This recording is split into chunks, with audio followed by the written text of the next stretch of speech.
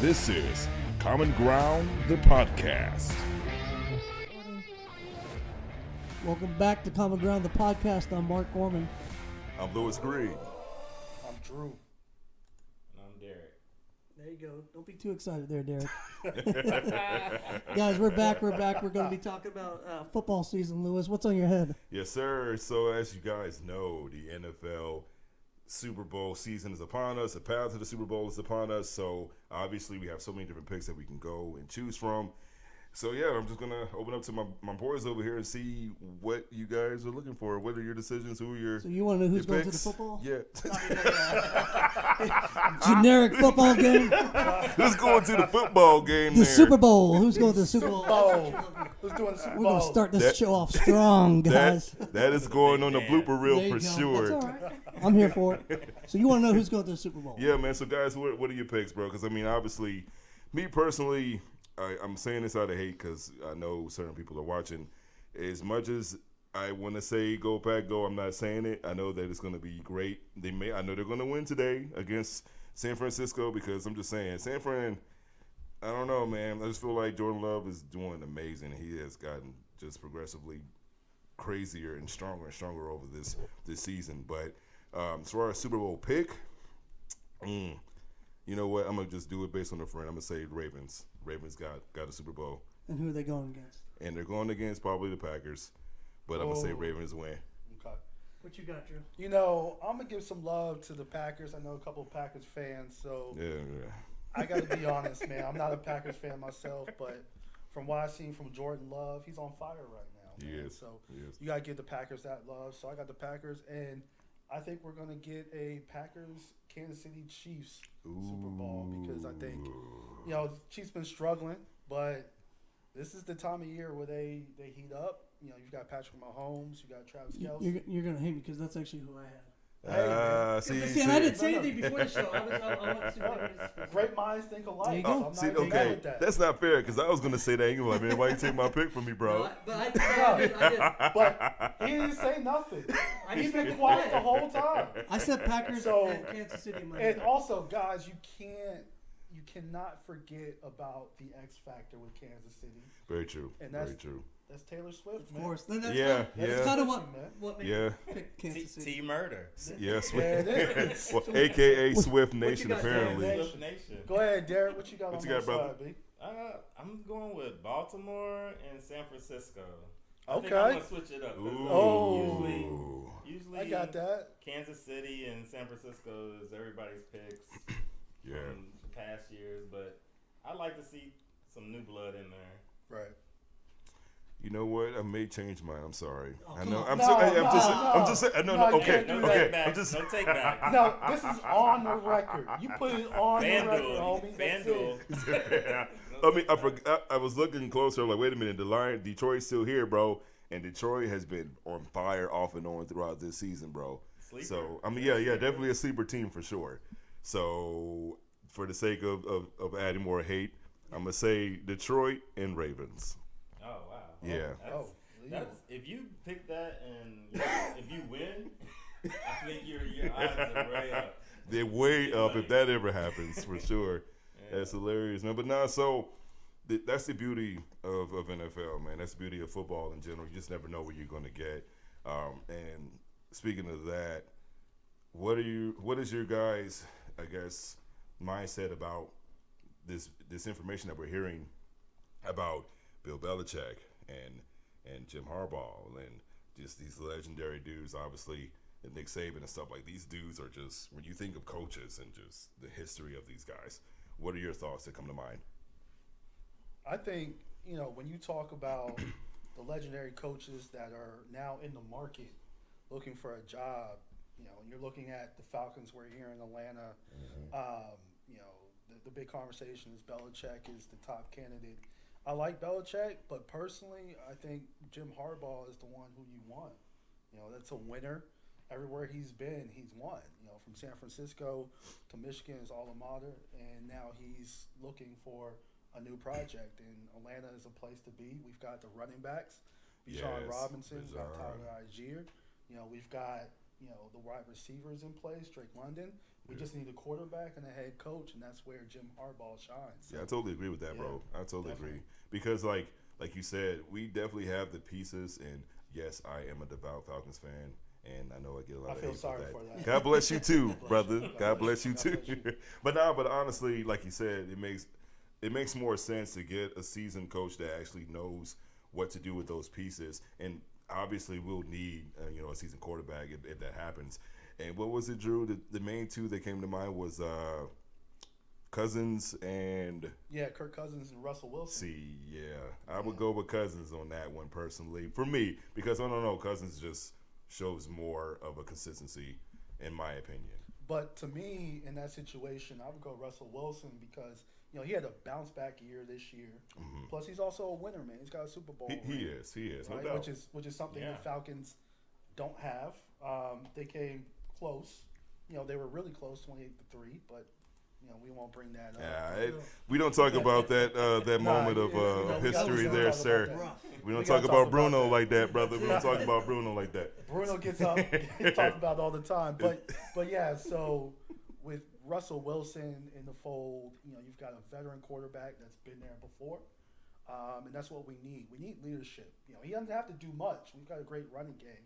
He just got to bring that veteran presence, man. And I know Derek, I know you feel the same way, man, about Russell Wilson and Kirk Cousins. Tell me, give me some thoughts on that. Yeah, I think I would go with Russell Wilson. He's been there, and this year I don't know what happened.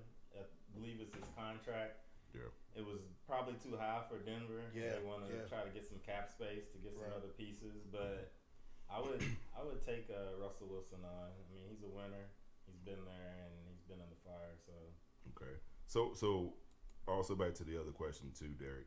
What are your thoughts when you think of Bill Belichick, Harbaugh, or Nick Saban when it comes to those legacies of coaching? well, I believe their legacies are unmatched, especially Bill Belichick and Nick Saban, Yeah. especially in the NFL and in college, respectively. Mm-hmm. And I believe that it's just a different time period. I think their time is not totally up, but it's at the end. They're both Right. in their, I believe, 70s. Yeah, they're up there. And they just probably need to just let it go and take a back seat and let some other coaches, get some shine. Yeah. And I think it's a new day and age where they can't relate to the players as much as they used to Mm-hmm. because of different rules in the prospective leagues. Like with the new NIL deals Yeah. that the Oh, yeah. college has, Yeah. that's changed the whole landscape. It did, bro. You know, It 'Cause did. players, they can opt out and go to another school if they want to, depending on who's got the most money or depending on how they're feeling. Brother, that's a whole conversation in itself. But go Well, ahead. I was just gonna say, the legacy of Nick Saban retiring. I was actually shocked, and I had a couple of friends who were big Georgia fans, were excited about it. But you got to give it to the guy. He's getting out on top. Yeah. Yep. Yeah. He's not waiting for the failure to hit. Yeah. He's like, okay, I need to leave. Yeah. And that kind of brings up the topic of what you were talking about, Lewis, was the legacies, right? Yeah. So now I want to know. Now we look at these gentlemen that are moving around in this football field. What are your legacies that you want to leave behind as a father? Hey, that's good, man. For me, it's one of those things where it's easy to like overthink it. Of like, oh, I want to leave a legacy of 20 years of history, which that's great too. But I think the biggest thing right now is more of just my kids to be able to reflect on all the good times and the moments that I had with them. That is like core memories. The legacy of, my dad was there. My dad, actually spent time with me. Oh, I remember when, for my daughters, we went to like date nights and, we went to Waffle House or we did this or, all these different things that like they can share with their kids or, with their future of what that looks like. And, just to be able to leave that core legacy with them. And I think honestly, for me, it's more of whoever I came across, whether it's friends, colleagues, etc., that I left some form of an impact to where, it's just reflected upon. Like, man, like Lewis was, he was that kind of dude, or he was this, whatever. And it's just something that is almost like an underlying legacy of you just impacted so many different people in their lives as well. What about you, bro? For me, it's kind of like similar, right? Without stealing your thunder, but it's you just want to be that good father. You want to be that. As they get older, they think, well, what would my dad do? You know, what would he do in this situation? Yeah. Because like the other day, you know, the bathroom sink, right? I got 3 women in my house, right? Yeah. So the bathroom sink was starting to get clogged up, and I said, all right, to my wife, I said, all right, come on, let me show you how to clean this up. So you don't, you know, if something ever happens to me, you're not spending $200 on a plumber. That something will take you 10 minutes to clean. She's like, wait. Isn't that going to be real nasty and dirty? I was like, yeah.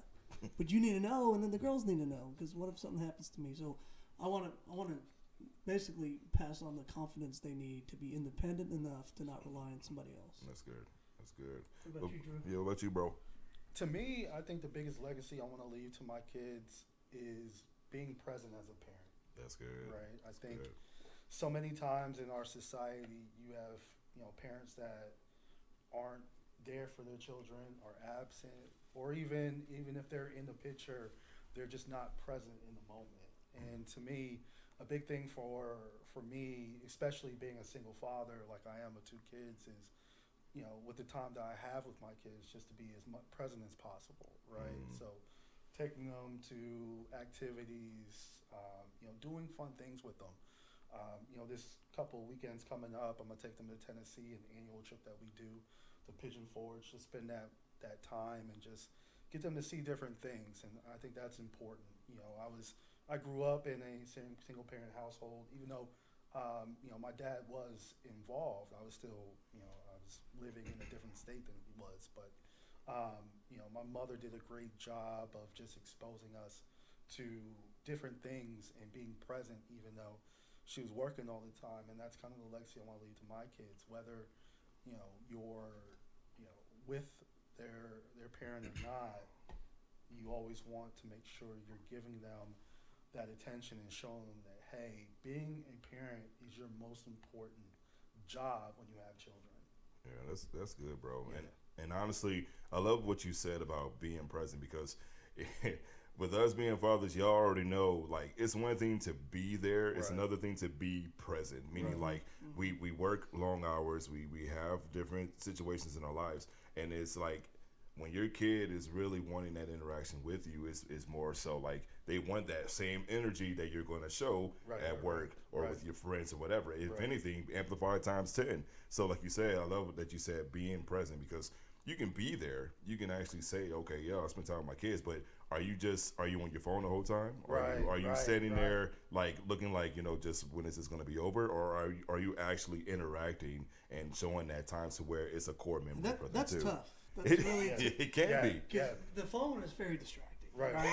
but yeah, and I see it with my wife and me. Like the kid came in today and was like, "Daddy, look, my cereal's blue and pink." Like something we're all like, "Oh, get the hell out of here, you kid!" But at the same time, you gotta like bring that excitement back to them. Like, no way, that's so cool. That's amazing. It's 2 colors. What? They'll remember that. Yeah, they'll remember that. So your reaction is very important, and it's like you said, being in the moment with That's them. so good. Yeah, that's true. What about you, Derek?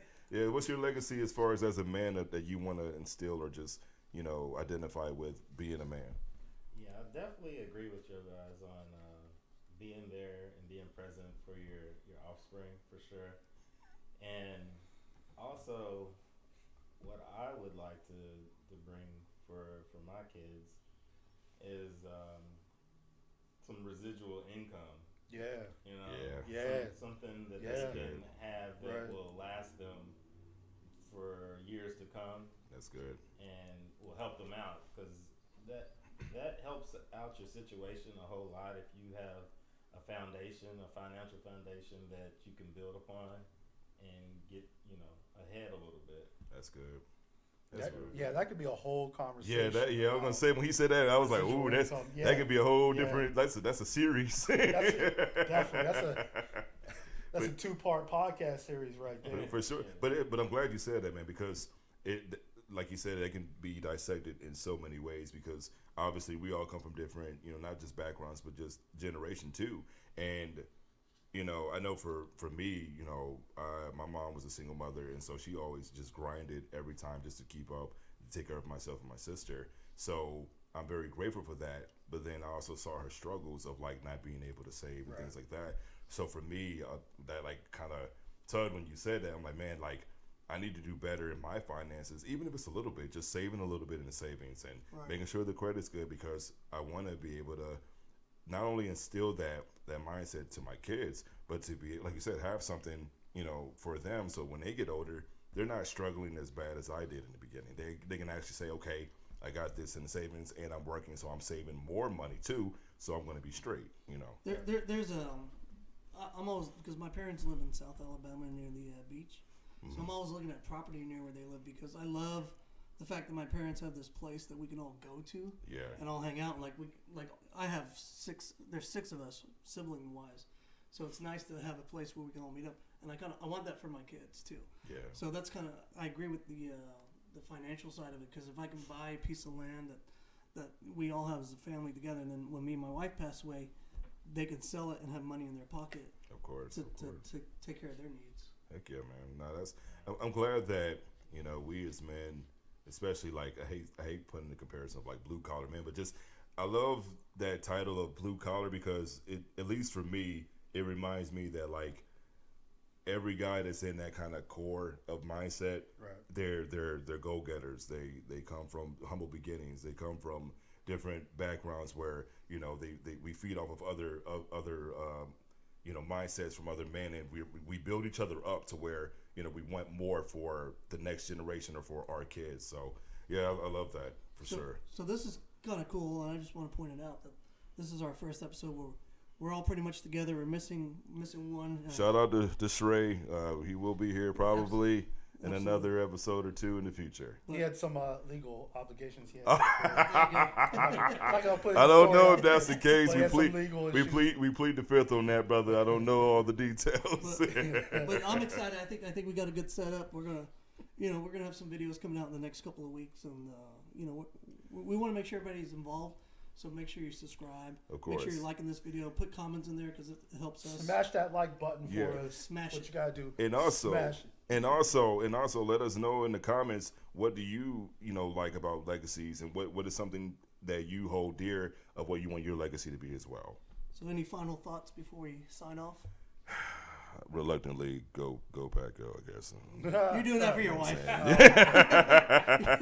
You're just trying to win points. Lewis had to do that so he can go home and get something to eat later. You know what I'm saying? Yeah. His wife was gonna cook for him. Go Pack, yeah. Yeah, I got a final thought, man. I think when we talk about legacy, and like I said, we're gonna have a good conversation about that in terms of financially securing your legacy, but in terms of just passing just stuff on to your children, I think it's important to remember that we always want to make sure the generation after us is better than the generation that came before us in our generation. Yep. And I think when it comes to everything, right, when it's just finances, when it's just race relations, everything, we want to make sure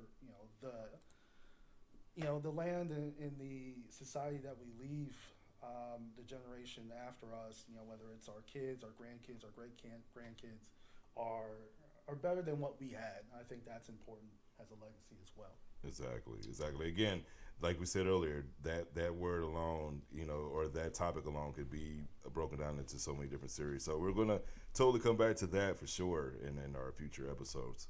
All right, I think with that we're gonna end it for today, but we appreciate you being involved, and Yep, and remember, like we said earlier, like, comment, subscribe, and leave your comments in the comment section of what your legacy is as well, or what holds dear of what legacy is important to you. Yes, sir. All right, take care. Peace. Right.